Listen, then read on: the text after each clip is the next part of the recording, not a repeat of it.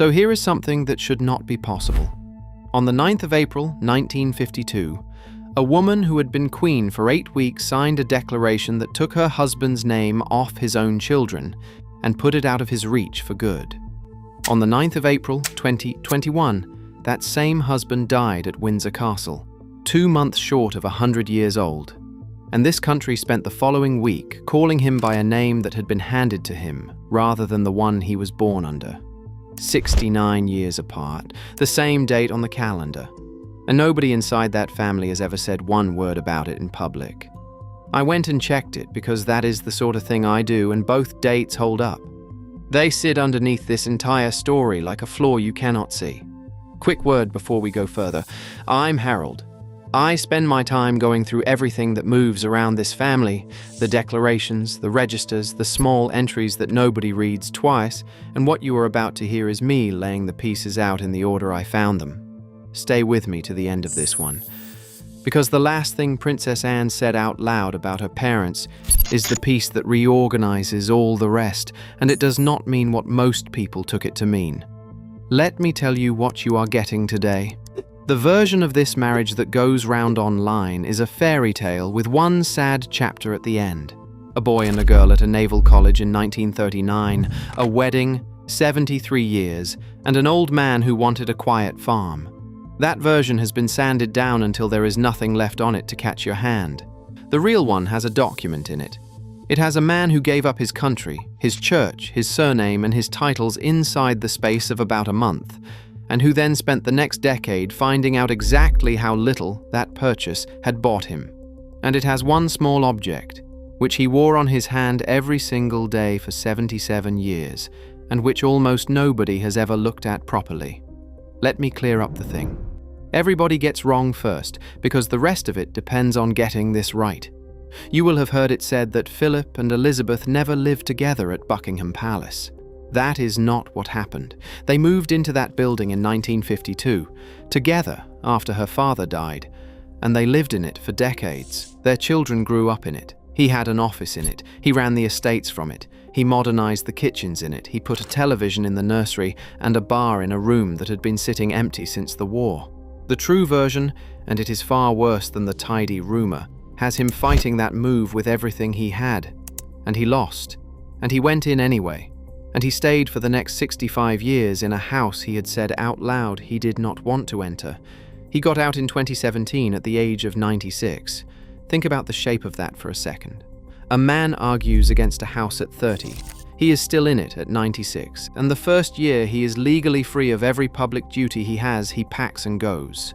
That is not a whim about birdsong. That is a sentence finishing. Now, the object.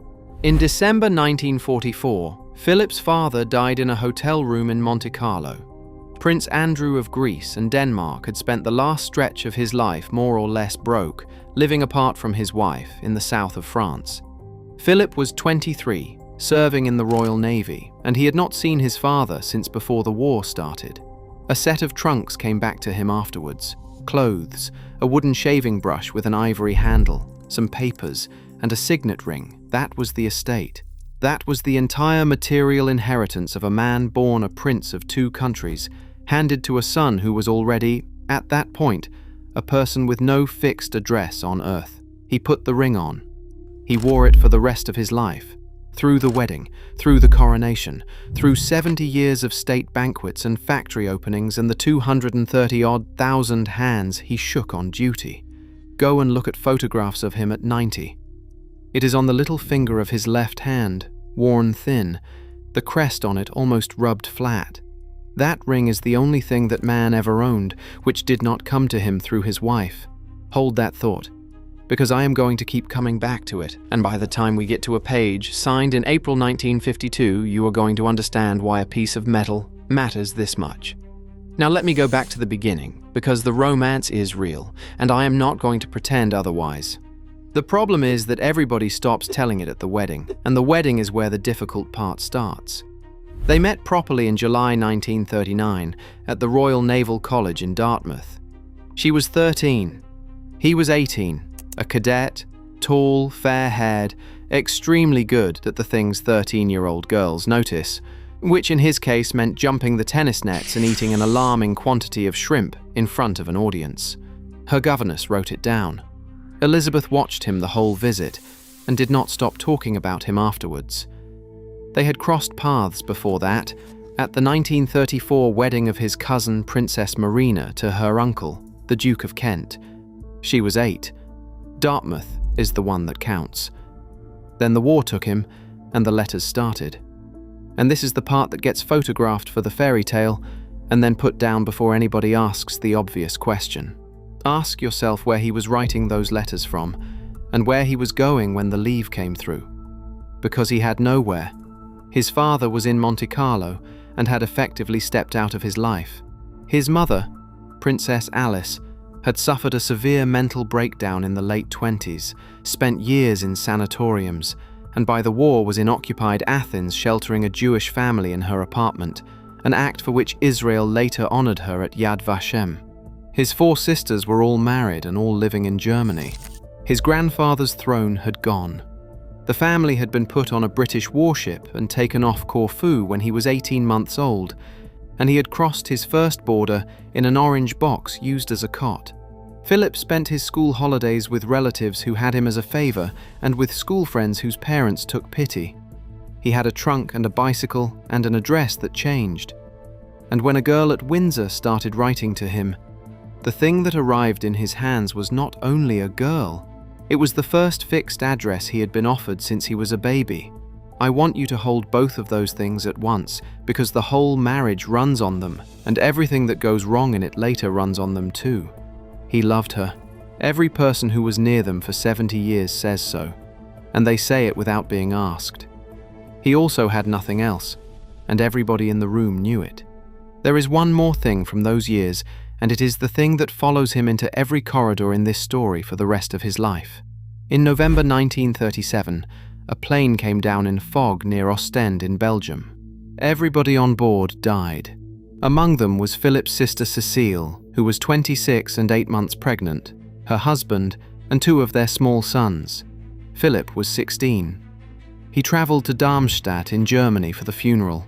There is a photograph of that procession, and I would encourage you to go and find it because it explains more about the next 50 years of British royal history than any amount of commentary can. A boy in a dark overcoat, walking behind his sister's coffin through a German town, flanked on both sides by uniformed men, and the uniforms are not neutral. Cecile's husband had joined the Nazi party. So had the men around them. That boy did not choose the marriages his sisters made. He was a child when they made them. He went on to serve in the Royal Navy for the entire war, was mentioned in dispatches at Cape Matapan, and was standing in Tokyo Bay for the Japanese surrender. None of that mattered. Because in 1946 and 1947, when the question of his marrying the heir to the British throne came up in the households and the clubs and the offices around this family, the photograph was the argument, not his war record. The funeral. That is the second inheritance he was carrying when he walked into Buckingham Palace to ask for her. A ring from a dead father, and a set of photographs he could never be rid of. Now, watch what he was asked to pay. He gave up his Greek and Danish royal titles. He gave up his claim to the Greek throne. He converted from Greek Orthodoxy to the Church of England. He took British naturalization. And he took a surname because he did not have one. And the one selected for him was Mountbatten, the anglicised version of his mother's German family name, Battenberg, which had itself been changed during the First World War because Battenberg sounded wrong in Britain. Follow that all the way through and look at what it really is. A man born with no surname is given one that had already been invented for him by relatives to hide a different name that had become inconvenient in a previous war. He entered that marriage carrying a name that was itself a piece of public relations, and within 5 years even that would be taken off him. The engagement was announced in July 1947. The ring he gave her had a 3-carat diamond in the centre with smaller stones round it, and the stones came out of a tiara that had belonged to his mother. Alice had it broken up. She had nothing else to give, and she gave the last of it. That detail is real. And it is in every serious account of the engagement, and I keep coming back to it because it is the only moment in this entire story where somebody on his side of the family hands him something to give away rather than the other way round. They married on the 20th of November 1947 at Westminster Abbey. 2,000 guests, radio to 200 million people, and a bride who had to put ration coupons towards her own dress like everybody else. The morning of the wedding, the king made him Duke of Edinburgh, Earl of Merioneth and Baron Greenwich. Note what is missing from that list because it turns up again later and it turns up in a way that stings. He was not made a prince of the United Kingdom. He had been born a prince of Greece and Denmark and had given that up, and the British version did not arrive with the wedding, or the children, or the accession. It arrived in 1957, 10 years later. Now, his sisters. None of them were at that wedding. Not one. 3 of them were alive and well and would have come, and the decision was taken that German royalty 2 years after the war could not be photographed inside Westminster Abbey. Picture the scene properly, because this is the sort of thing that gets 3 words in a documentary, and it deserves more. 2,000 people in an abbey.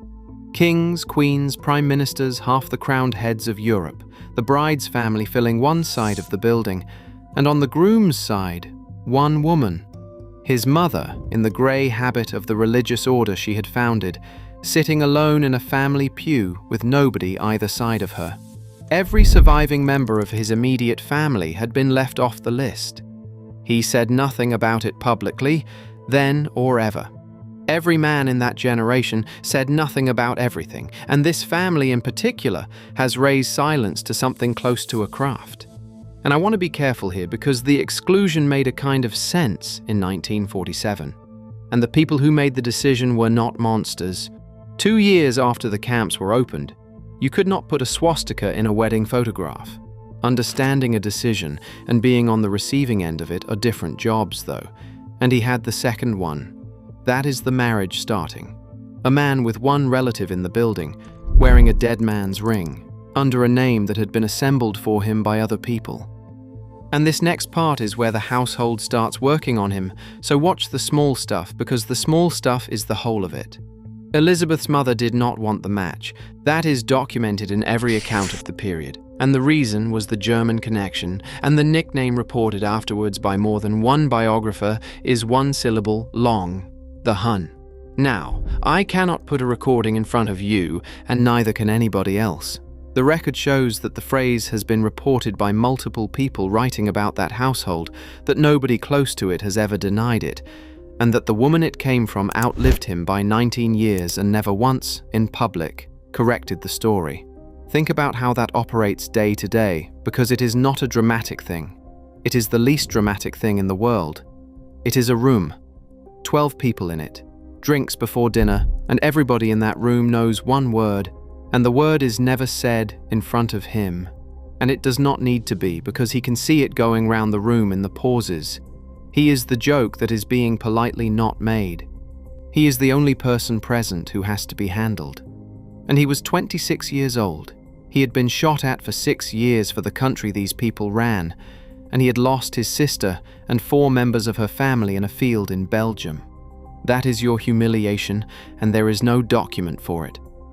There is a man standing in a drawing room, being the most correct person present, while a dozen people conduct an entire conversation over the top of his head about whether he counts. He took it. Every account says he took it for years, without once giving them the satisfaction of a reaction.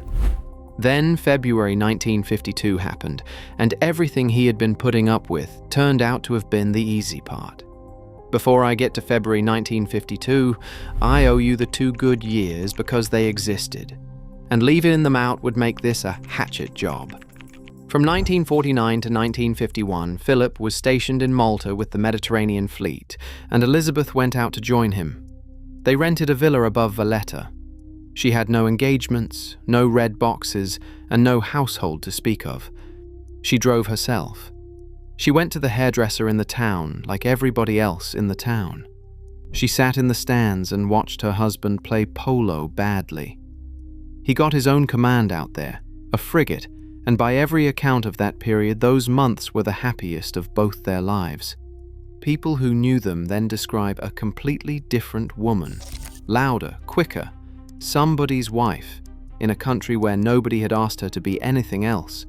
Now hold that picture in your head, because it is about to end in a single telephone call, and it never comes back.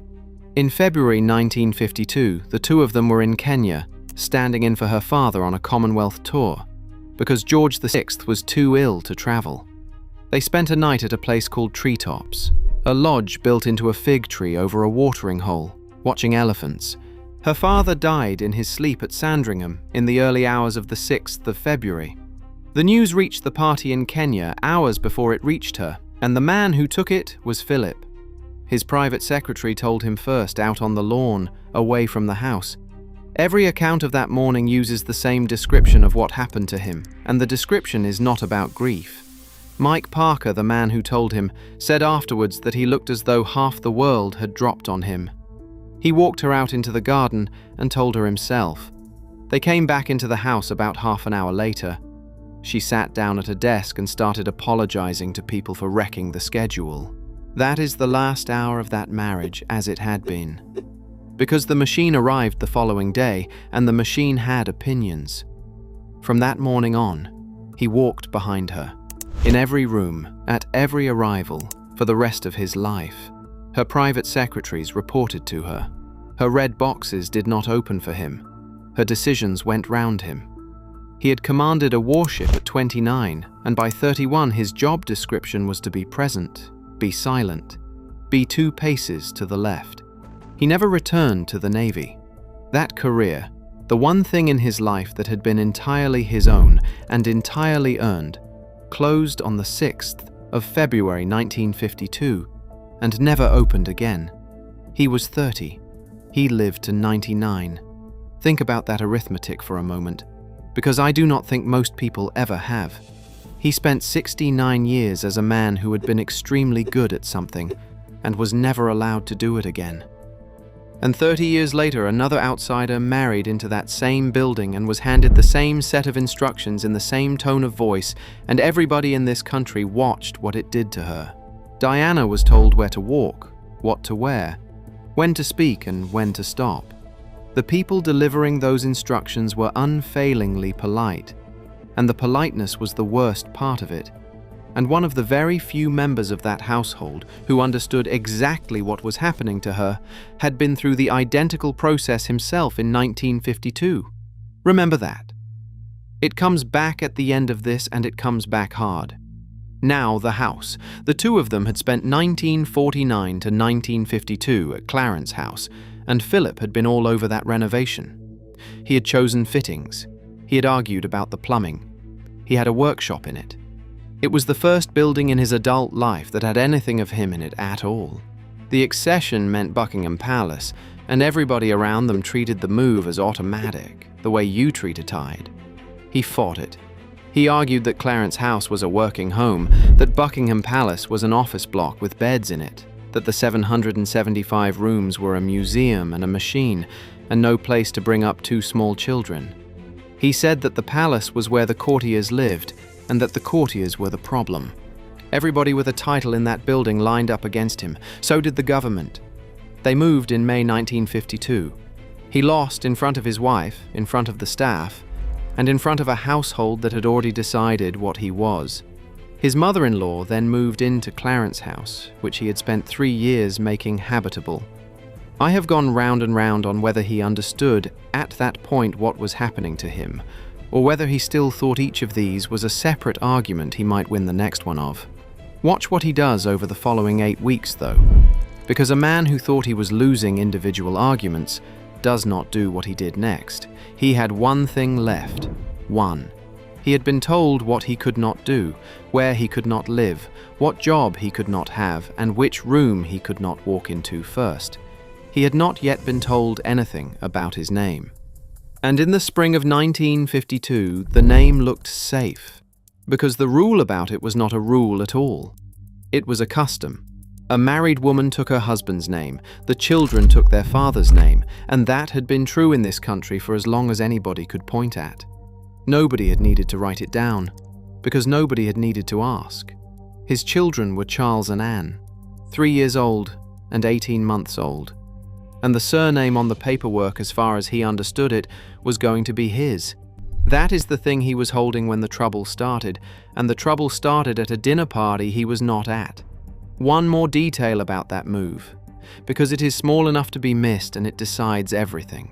The courtiers who ran Buckingham Palace in 1952 had run it for her father, and several of them had run it for her grandfather before that, and they regarded the Duke of Edinburgh as a young man with modern ideas who would settle down if he was managed properly. He wore some of them down over the following 30 years, and got the kitchens and the accounts and a few of the ceremonies changed. Not one of them, in any of those years, ever treated him as anything other than a guest in a building his wife had inherited. Broadlands is a house in Hampshire that belonged to Lord Louis Mountbatten, Philip's uncle, and the single most ambitious man in 20th century British public life. Louis Mountbatten had spent his entire career pushing his family back up the ladder. His own father had fallen off, and Philip was the instrument. He had steered the boy, arranged the introductions, handled the naturalization, supplied the surname, and stood in the Abbey in 1947 watching his nephew marry the future Queen of England. At a dinner at Broadlands in the weeks after the accession, in front of guests, he said out loud that the House of Mountbatten now reigned. That sentence walked out of the dining room, across 2 counties and into Marlborough House inside about a day. Marlborough House was where Queen Mary lived, Elizabeth's grandmother. And I want to be precise about this because the rumour online gets it backwards, so she was no relation of Philip's at all in the direct sense. She was the widow of George V. She was 84. She had been born in Kensington Palace when Victoria was on the throne, and she had personally watched her husband change the family's name from Saxe-Coburg and Gotha to Windsor in 1917, in the middle of a war with Germany, to save the monarchy from a mob. She had seen a British royal house destroyed by a German surname once already, in her own lifetime, from the inside. The reaction was immediate, and it was reported afterwards in language that has stayed in the record because of how blunt it is. She wanted to know what on earth the Duke of Edinburgh thought the family name had to do with him. She did not go to her granddaughter. She went to the government. Her private secretary took it to Winston Churchill's private secretary, and Churchill took it to the cabinet, and the cabinet took a view. Understand what has now happened, because the shape of it is the entire story. A dispute about a man's surname, which in any other household in this country is a conversation between 2 people in a kitchen, has been removed from the marriage entirely. It is now a matter for the Prime Minister. Philip has not been consulted.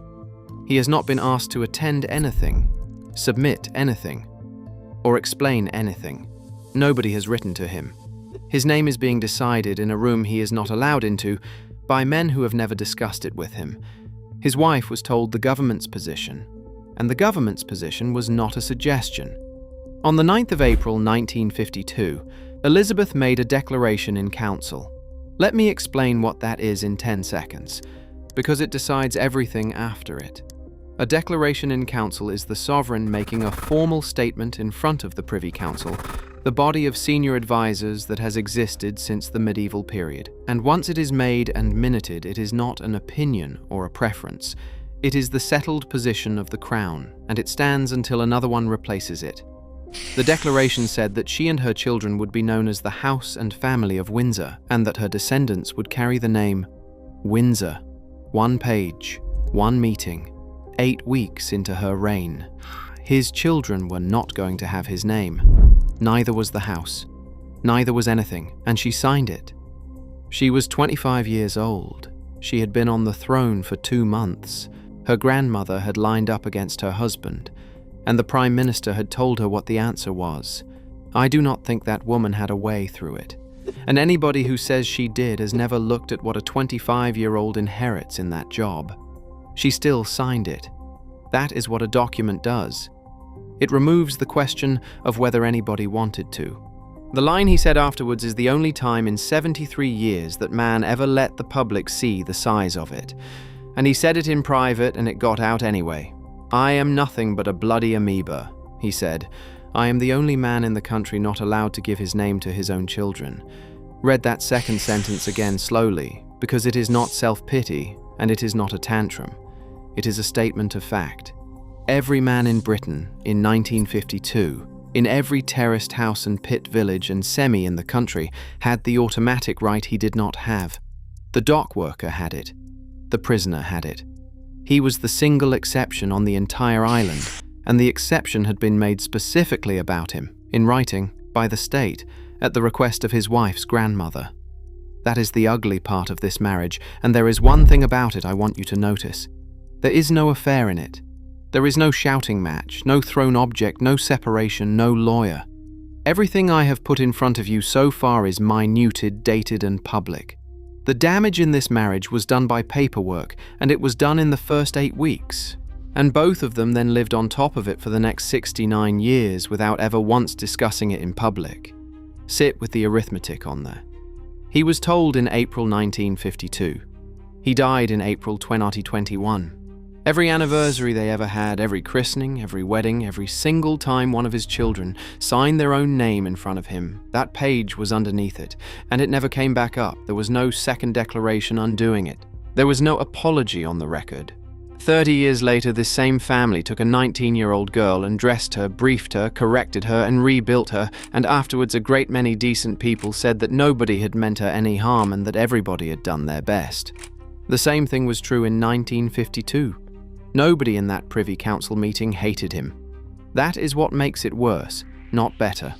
I said at the start that there was a small object in this story that mattered, and now you can see why. Every single thing that man had came through his wife or was taken from him by her household.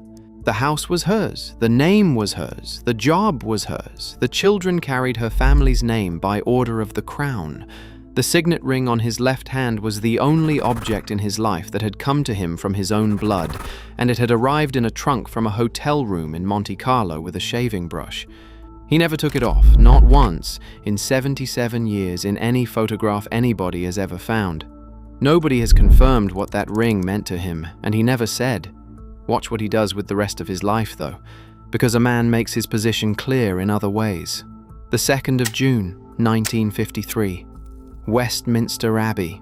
8,000 people inside the building, and 27 million watching on television, which at that point was more people than had ever watched anything in this country's history. His wife was crowned. He was not. A queen regnant's husband gets no crown, no throne and no coronation of his own, and everybody involved knew that going in, and nobody had a problem with it. The part with teeth in it comes next. After the crowning, the homage begins, and the homage is the oldest piece of the ceremony in the building. The senior men of the realm come forward one at a time, kneel in front of the monarch, put their hands between the monarch's hands and swear an oath. Philip went first. Ahead of the archbishops, ahead of the dukes, ahead of every peer in England. He walked up the steps in his robes, took off his coronet, knelt down in front of his own wife on live television, and said the words, "I, Philip, Duke of Edinburgh, do become your liege man of life and limb and of earthly worship." Let me tell you what that phrase means, because it is the second and last piece of old language I am going to explain today, and it is worth the 20 seconds. A liege man is a sworn subject. Life and limb means his body. Earthly worship means his standing in the world. The oath is medieval, and it is not decorative. It hands over the person, the body, and the reputation of the man saying it, and it hands them to the person he is kneeling in front of. Then he stood up, touched the crown on her head, kissed her cheek, and walked backwards down the steps, because nobody turns their back on the sovereign. He was 32. He had been married to her for 5.5 years. I have watched that footage more times than is healthy, and I would ask you to go and watch it once. His face does not move. He does it perfectly, because he was the best in that building at doing things perfectly. And that is your humiliation scene in front of 27 million people, and the extraordinary thing about it is that nobody watching thought of it as one. They thought it was rather moving. It was on the front of every newspaper the next day as a picture of devotion. A month and a half earlier to the week was the first anniversary of the declaration that had taken his name off his children. Now watch what happens over the next 4 years, because the household did not stop. He had given up being a prince of Greece and Denmark in 1947. The British equivalent did not come with the wedding. It did not come with Charles being born, and it did not come with Anne, and it did not come with the accession, and it did not come with the coronation. The Duke of Edinburgh was not a prince of the United Kingdom. Foreign courts did not know what to do with him. And every man in that household with a stake in it knew perfectly well why the letters patent were not being issued, which was that his wife's mother and his wife's grandmother did not want them issued. Queen Mary died in March 1953. The Queen Mother went on for another half-century. The princedom finally arrived in February 1957, 10 years after the wedding. And by then it had stopped being a gift and had turned into something closer to an apology that arrives too late to be one. And in the same month, the whole thing broke into the open for the only time in 73 years. Philip had been away for 4 months on a long Commonwealth tour aboard the royal yacht. 4 months is a long time for a married couple in any circumstances, and the press worked out how long it was. And then the story went round the world in about 11 days. Rift at the palace. Separate lives. Marriage in trouble. Buckingham Palace did something in February 1957 that Buckingham Palace almost never does. It answered. The press office issued a flat public denial that there was any rift between the Queen and the Duke of Edinburgh. In writing. On the record. Understand how far outside normal that is. That building's entire operating principle for a century has been that it does not comment, does not confirm, and does not deny, on the theory that answering a story keeps it alive for another week. They broke the rule. And they were telling the truth about the affair rumors as far as anybody has ever been able to establish. And they were also, by answering at all, telling the country that something in that marriage was worth defending in public. That is the moment this story stopped being private. 1957. The public got its first look at the shape of it, and the shape it saw was a man who was somewhere else. Then, 3 years later, something moved. On the 8th of February 1960, Elizabeth issued an order in council declaring that her descendants, who did not carry a royal style, would use the surname Mountbatten-Windsor. She was pregnant with Andrew at the time. Some accounts say she had been unhappy about the 1952 position for years. Whatever drove it, the timing is a matter of record, and by then Queen Mary was dead, and Churchill was out of office, and the 2 people who had forced the original page were no longer in the room. 8 years. That is how long it took to get his name into the record at all, in a compound, applying to descendants who would not be royal. Charles was not covered by it. Anne was not covered by it. The 2 children who had been alive in April 1952, the 2 whose surname the whole fight had been about, kept Windsor. He got the principal. He did not get his children back. The first time that name appeared in public was on the 14th of November 1973, when Anne married Mark Phillips at Westminster Abbey and signed the register Anne Mountbatten-Windsor. Her father was standing about 6 feet away. His daughter, 23 years old, on her wedding day, in front of 500 million people watching on television, put his mother's family name on a legal document for the first time in the history of this country. That is the closest thing to a victory in this entire story, and it took 26 years, and it happened because a young woman decided on her own to sign something a particular way. 8 years after that, on the 29th of July 1981, a 19-year-old called Diana Spencer signed the register at St. Paul's Cathedral as the newest member of the same family, and Philip stood in the same position, 6 feet away, watching another outsider join an institution that had spent 30 years explaining to him what he was allowed to be called. Diana's marriage came apart in public across the early 90s, and the person inside that family who wrote to her about it was Philip.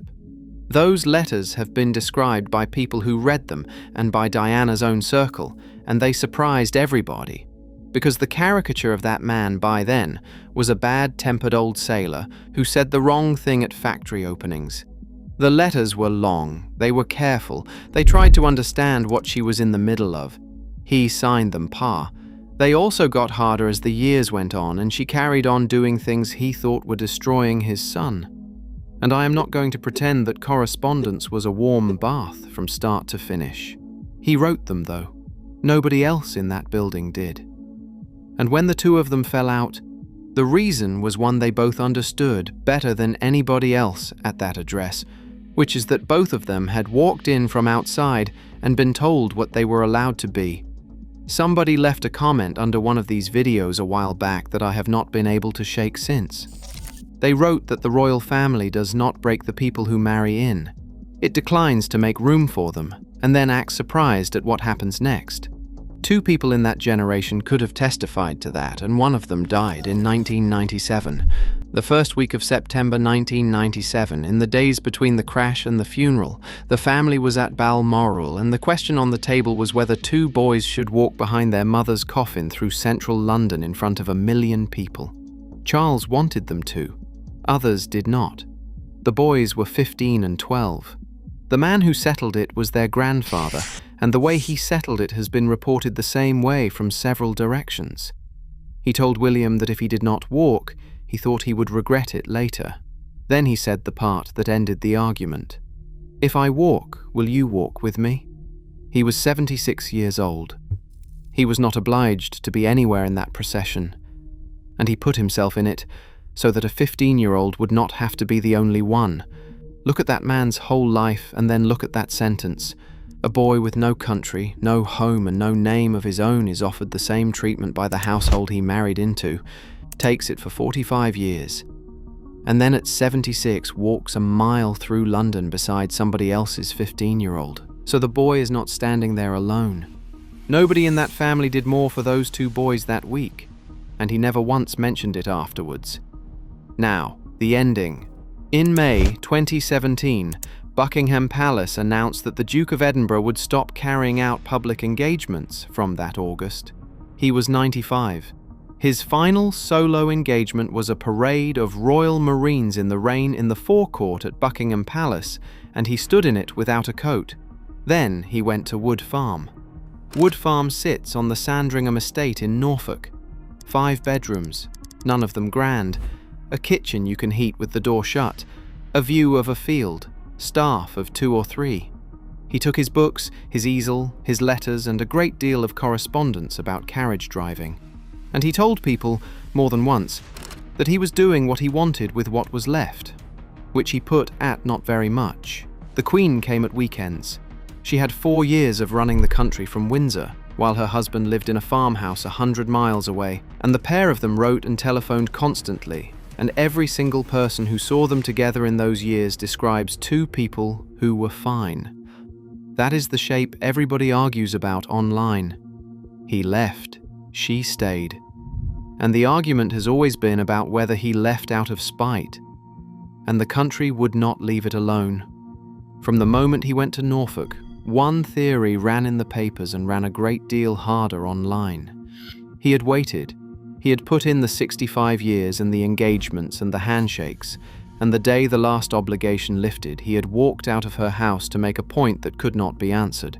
By 2021, that version had won, and people were repeating it as established fact underneath footage of the man's own funeral.